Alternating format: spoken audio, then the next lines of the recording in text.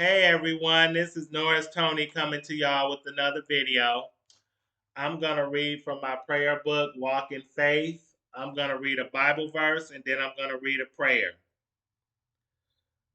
But know that the Lord has set apart him that is godly for himself. The Lord will hear when I call unto him. That's from the book of Psalm, chapter 4, verse 3. Here's the prayer. In the dark night of the soul, a light shines forth, guiding us back to the comfort of solid ground. In the coldest of days, a warmth emerges, giving us new life and hope again. In the loneliest of times, a friend comes forth, one whom we can trust and lean on. God's faith is all of these things and more. Okay, I'm going to read an article from TMZ right quick. Let me pull it up.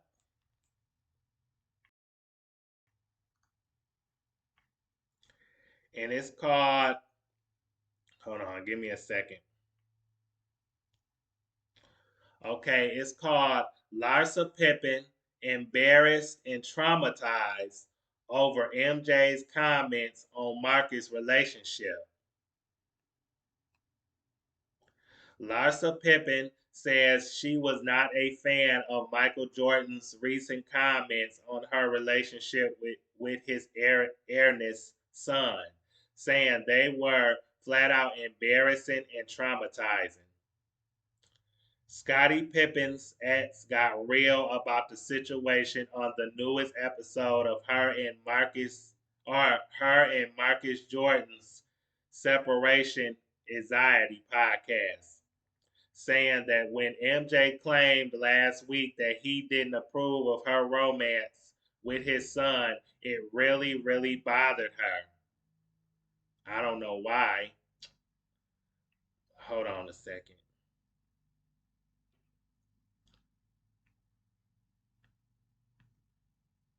While Marcus said he believed it was all blurted out in jest, in fact, he suggested his dad may have been a little tipsy off tequila when he fired off the remarks. She said she wasn't laughing at all. I didn't think it was funny, she said. There's nothing funny about it. I was kind of embarrassed, she added. Larsa explained the most of her issues with the comments stemmed from previous conversations she's had with Marcus and his family. She said she had been assured over and over again that there were no problems amongst the Jordans about their relationship, and it had all led to her ultimately telling media members that Michael was okay with everything. I was like traumatized, she said. I'm like, oh my God, what are we going to do? People think I lied. You did lie. You did, because I don't believe that Michael Jordan approved of this relationship from the start, nor Juanita. I don't think neither one of them approved of this relationship. So, and based on his response, he definitely don't approve of the relationship. So, baby, you did lie. You lied. Just admit it. You lied. We don't think. We know you lied. But Marcus, though, said Michael reached out multiple times after he made the remarks and insisted he was okay with the couple. Marcus added that he believed MJ didn't outright say that last week because he didn't want it to fuel any speculation that the two were only dating in order to stick it to Scottie, his former Bulls teammate, he since had bad who since had or he, I'm sorry, who he since had big beef with. But Larsa said on the pod it's all water under the bridge at this point, telling their audience she and Marcus have talked it out and they're moving forward uniting. I feel good right now, she said. I feel like we talked it through. Okay, and that's the end of the article.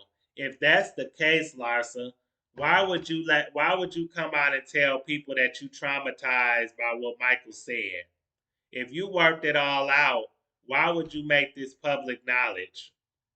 That was something that you should have kept to yourself. I felt like you wanted attention. You wanted to draw an audience to your podcast that you got with Marcus. That's all this was. To me, this was like a scheme that you set up to come to us with the bullshit with. That's exactly what this was. But yeah, Michael Jordan, if I was Michael Jordan, I wouldn't want you dating my son, to be honest. If I was him, I wouldn't approve of you dating my son either, to be honest. At first, I wouldn't either. But at the end of the day, it doesn't matter what Michael, me, or anybody else thinks, as long as you and Marcus are happy. If you two are happy, then that's all that matters. Who am I or anybody else to judge? And plus Michael can't say nothing about your relationship. He can't look down on you or your relationship with Marcus, because the woman that he got now, his wife, she white. She look like she around your age, Larsa. So she don't look that much. She ain't better than you. She don't look that much better than you, to be honest. So he can't criticize you and Marcus' relationship because his wife ain't no better. But anyway, yeah, if I was you, like if Marcus don't care about what Michael thinks, if he okay with, or if he wants to still date you and he okay being with you, then that's all that should matter. That should matter. As long as you two are happy, that's all that matters. But I will tell you things that you should be traumatized and embarrassed about. Number one, all that plastic surgery that you got, you know what I'm saying, to look like the Kardashians. Or should I say, before I go there, I'm gonna say all that plastic surgery you got, like you ruined your face, you messed up mostly part of your body. For what? Why did you get all that plastic surgery? You looked good before. You didn't need any of that surgery. So it's like, to me, you look like a plastic Barbie doll. It's like you so full of plastic that you need to be recycled in every Miami Beach trash can. That's how bad that plastic surgery is, baby. You definitely messed yourself up in a way with that surgery because you didn't need it. That was a waste of time and money. And also, another thing you should be traumatized about is, the Kardashians. You was they lapdog, you was they soldier, you was they follower, you was they bottom B, you was they minion, and you was they sidekick. Especially when it came, and then think about it. When Tristan, should I say trifling trashy, or should I say trashy trifling Thompson, when you got with him, Khloe Kardashian, the bobblehead, came and stole him away from you. And instead of you saying, "Oh no, I ain't gonna be friends with this chick," who stole my man, you know what I'm saying? You decided to turn around and be, yeah, not only her but her sisters. So it's like, you not traumatized or embarrassed about that mistake, or about being friends with a chick that stole your man. And then another thing, like I said, all that plastic surgery you got, you tried to look like the Kardashians. You did all of that to try to fit in with them. You looked up to them. I don't know why you would look up to them, because the Kardashians, they're not role models to anybody or for anybody. They're nobody to look up to. Literally, they don't set a good example for anybody, including their own children. But like I say, you don't feel traumatized by changing your natural looks, losing your natural looks to be like them. Then another thing you should be traumatized about is like when Jordan Woods, when Tristan Thompson kissed her, and Khloe was mad about it, was upset about it. They was mad about it. You sat up there and you jumped on the bandwagon. You teamed up against Jordan. You know what I'm saying? You put your cape on, your slut dashing cape on, and jumped in the fire and tried to defend them against Jordan Woods. You gained up on her, tried to make her feel bad about kissing Tristan when that's all she did. It was just a kiss. Instead of blaming the man, you blame the woman. And see, Jordan, she didn't open her legs and spread her hips to Tristan. She didn't lay it low and spread it wide like you and Chloe did. So it's like you're not traumatized about gaining up on that girl, trying to make her feel bad about herself. You're not traumatized or embarrassed by that. And that situation, Larsa, that wasn't even your damn business. That had nothing to do with you. You should have stayed your behind out of that. So and then Larson, not Larsa, not Tristan, but Jordan, you owe her a public apology for gaining up on her like that, for criticizing her publicly for kissing Tristan. You need to apologize to her if you haven't already. You owe that girl a public apology because you had no bad you had no business getting involved in that situation. That wasn't your fight. Period. It just wasn't. You should have stayed in your lane. You should have stayed in your place. And then after all that, the Kardashians still kicked you to the curb. They used you until they couldn't use you. So you should feel traumatized and bad about getting kicked to the curb by them. They tossed you to the wayside like yesterday's trash. So you should feel stupid about that. And another thing you should be traumatized and you should be embarrassed by is you messing around with a married NBA player. You interfered, you inserted yourself in a marriage.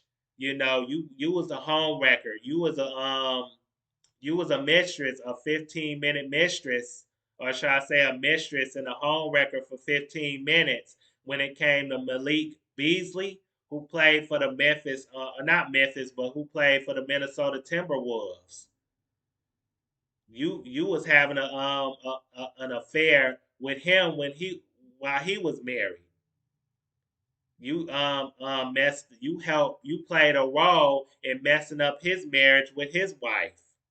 Even though, and then when you got done sleeping with Malik, you didn't have no more use for him. You know, you kicked Malik Beasley to the curb. You kicked him to the curb. You went on about your business. Like, why did you hook up with him when he was married? Why you hooked up with a young married NBA player? Why would you do that?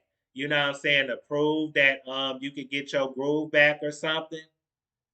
Why would you do that?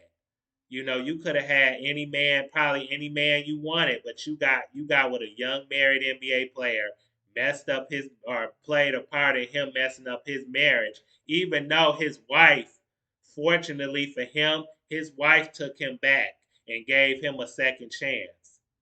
So I think they went to counseling and things like that because she, had trust issues, and rightfully so. So he had to fight to gain her trust. But that was his own fault too, because he had no business messing around with your old ass. He had no business messing around with you in the first place. So it was more his fault than yours, but you played a role in his marriage being messed up. So, like I said, them are things you need to be traumatized and embarrassed about, Larsa. So, when you came out and you said that you was embarrassed, and that was over 2 years ago when you messed around with Malik. But yeah, when you came out and said that you was embarrassed with what Michael had to say, MJ not approving of your relationship, It's like, girl, that wasn't nothing to talk, be embarrassed and traumatized about. Nothing. So it's like you put 20 on 10 with this one. You was being extra, extra, read all about it with this one. This was BS. But yeah, you getting, half of Scotty's retirement money. So you winning. And then you being with Marcus, you know what I'm saying, Michael Jordan's son, who you could possibly get a bag out of. Girl, you winning.